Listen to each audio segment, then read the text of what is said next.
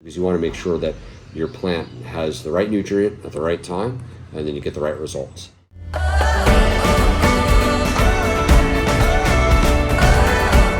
Use foliar when you can't access the root zone. Mainly target the root zone if you need it, but if you need to correct things pretty quickly, especially in peppers and tomatoes, the crops that I primarily grow, when you need to ensure that they have the right amount of boron and calcium, that they can sustain cell development and fruit development in the fruiting part, then you're going to need to use a foliar spray in conjunction with a root-fed fertilizer. We're going to talk about electric conductivity and how you can measure it out with popular fertilizers, and then why it matters to understand what you're applying to your crops. So we'll start over here. You have a 30-10-10 with micronutrients. This one is mainly for leafy growth. You're trying to use it as a starter. It can provide a lot of leaf growth in vegetative state. The next one is going to be for seedlings and or stuff to flower. So it has two purposes. So you're going to use this more frequently than not. Again, that's why I have two bags here. This one you're going to use it in the seedling stage and in the flowering stage, or when you want to repeatedly flower. These two, even though they have different formulations, they have less nitrogen, no phosphorus, but a ton of potassium. Where this one is, this is the 15, 10, 30 plus micronutrient. This one has a more balanced. The way to look at these two is you're going to look at how they're proportionally set up. So this one is a 3-1-1. We just take away that 3-1-1 at Vanilla Joe Farms. As we start with just basic measurements. So we have 1 liter of water. We're going to take our Bluelab tool. This one is going to measure out the EC of our water because we want to see if our water has any conductivity. So you can see that right there. So you're looking for about 0.5. You really honestly don't want any, but based on our regular water that we get, we're looking at a 0.5. If you get a 0.1, you have to do amendments. Very tough to grow some crops into there. So what we do is we take a 1 liter mixing and then we zero out our scale. Based on this is normally started design that it's gonna be your basic scoop is about 10 grams per scoop, and that you can do 40 to 60 grams per knapsack spray. That's about 16 liters of water. What we wanna do is we wanna dial in what our EC is gonna be on our plant and how our plant's gonna uptake that nutrient. But we have to scale it based on the growth cycle of our plants. So are they in fruiting stage? Are they in flowering or seedling or new cuttings? Or are we trying to grow vegetative, where we try to grow a lot of leaves? And that just gives it more powerhouse. The more leaves that a plant has, the more ability to conduct photosynthesis, the faster it's gonna grow. So these are all used in combination. I'm not advocating any type of fertilizer. These are just the ones that I have readily access to, and you'll see why I like them versus other fertilizers. So this one, based on reading the bag for this one, you can do a dosage 40 to 60 grams. It's like 4 to 6 scoops, or you can do 2.5 to 4 grams per liter of water. You want to use less amounts of fertilizer compared to a lot, especially when they're new. You can always add, you can't subtract, okay? So let's take a look at this. All right, so we already know our water is at a 5. So I'm gonna measure this out. I've already zeroed out my scale. This is probably a little bit. So I'm gonna dump this in here. Come zoom in on this, my. So see, this is the chelated. So this is about 3 grams of fertilizer. So now that I have added 3, it says 2 to 4. So probably a little bit more. We'll try to see if we can get that. So about 4. So now I'll take my truncheon tube, which is also a handy dandy mixer. So now we're gonna find out the EC inside. So we're gonna let that mix. So here my EC meter maxes out because it's very overpowered. So we don't get a good reading. So we now know that the content of the EC we're gonna apply in 1 liter of water is really high. So let's give it a second. Let's see if it balances out. So right now we're looking at a 5 to 6, depending on the concentration. And this is where the chelated actually break up really nice, where it looks like Gatorade. Peter's by far is one of the easiest ones to mix. You're gonna pretty much make a Gatorade type mixture. that has electrolytes. So this one's at a 6. So now we're going to go to the fun sciencey experiment. So now I have about 800 milliliters of water here. So I'm going to pour 200. Are you in frame? Am I in frame? You have to make sure that my whole head's in frame. Good. All right. Working with my camera person. So now I'm going to pour about 200 milliliters, about 250 to 200 milliliters of a concentrated one to make 1 liter of solution. So now when I mix it up, now look at this. Now we're at a 1.6 to 1.4 EC of a 945 15 solution. So EC is just the easy measurement. So when you're actually pouring this on your plant, if you were to follow the bag instruction, you'd be applying way too much EC. That can probably do about 4 plants in just 1 4-gram scoop.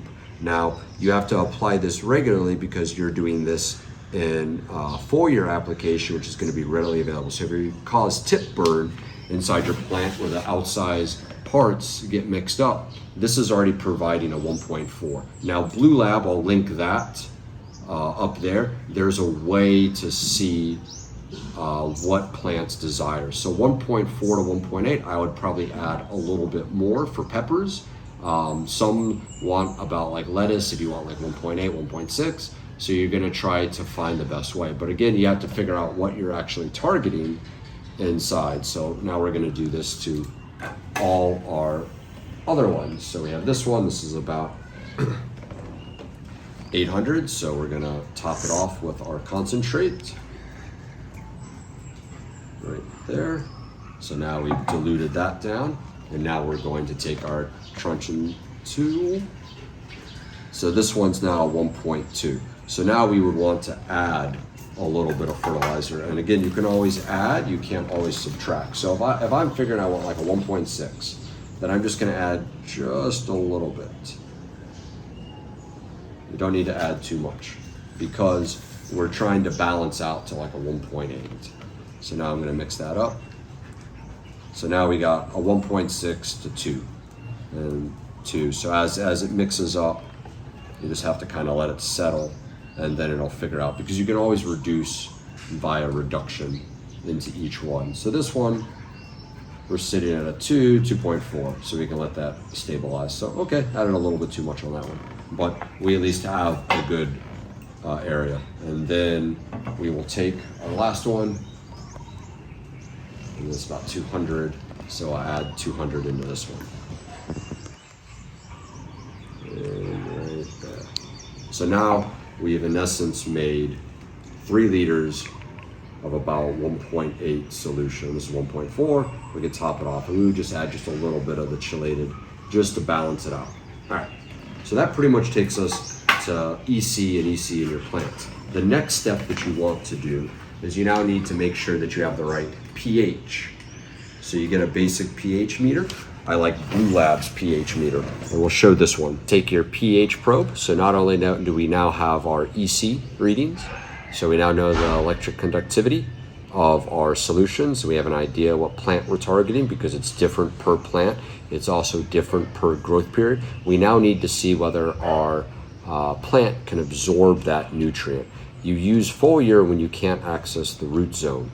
You mainly target the root zone if you need it, but if you need to correct things pretty quickly, especially in peppers and tomatoes, the crops that I primarily grow, when you need to ensure that they have the right amount of boron and calcium, that they can sustain cell development and fruit development in the fruiting part, then you're going to need to use a foliar spray in conjunction with a root-fed fertilizer. So now we need to make sure that our plants can absorb it. My plants like between 6.8 and 5.5 pH. So it is potential hydrogen, and if they have too much, it becomes alkaline. If it's too less, it's going to be acidic. So I prefer the Bluelab. You just use a simple storage solution to keep the bulb nice and moist. So now we're going to start with our original thing. So zoom down into here. So this is our first mixture. that we mixed up a lot in. So we're gonna get the reading of how acidic this solution is. And it shouldn't be too bad because we use, so right now it's a 5.6 and dropping 5.5, 5.4, 5.3. Can you see that right there? Good. All right, so 5.2. So this one is a little less. We would just add a little bit water to it to actually raise up the pH. So now we're gonna go to our most recent one. So now this one has been diluted. So we're going to mix that up right here. So you can see with this one, it's about a 6, which is good because when we apply this to our plant can readily take up the nutrients. It doesn't have to worry about any other types of balance because you want to make sure that your plant has the right nutrient at the right time and then you get the right results. So it's pretty easy to set up your things if you have a way to calibrate and measure the devices. So this is one of the big things that people just kind of misconstrue with their EC is they have to really balance everything out. So this one is a 5.8. I think this was the stronger concentration, so it's still pretty good. We're just trying to keep it within range. I would pair this with other EC probes, soil probes that you guys have seen me use before out on my field. That's one of the other easy ways to make sure that your soil is the right one. That's why we always start off at a 7 pH. We start at a neutral. All right, so now we'll go over how to actually apply this, and that's as a bonus footage. So now we already balanced out this. We know it's pH. Now we're gonna pour it into our handheld sprayers. I spill like all over my foot. So we'll start with this. And this is a 1.5 liter sprayer. These are really great if you're just trying to go for like a spot type application. The best way to amend your plants is through foliar spray like this, because the easiest way for them to get nutrient is through the leaves. It's the fastest application. So that's why you're having your pH and your EC balanced at the correct amount, because if you have too high of an EC, you burn your plant. If your pH is too high, you burn your plants. So this is one of the easiest ways to do it. Also, I'm looking at what it's doing. It's in a flowering stage. Flowering as new growth. You can see the light growth right there. So I'm applying good nutrient. And you don't have to do too much. This is probably already like way too much, but I'm just kind of getting it because I looked kind of thirsty. And that's pretty much it. And then you would just apply that across all your plants. And then you'll be able to get them into whatever it is. So now that I know that I have a 9-45-15, I know that I'm targeting root growth and I'm targeting flower. And because it has micronutrients, it's gonna be able to provide calcium, boron, and all the whole thing that it needs. So this is one of the best ways. Then you just go around your greenhouse, just like this, and just spray it off and fight off the dogs. So awesome, hope this has been really beneficial. Let's catch you in the next videos. All right, so with that, I would like you guys to like, subscribe, share, send your comments down below, and I'll gladly respond to any questions. Love to hear what you have to say.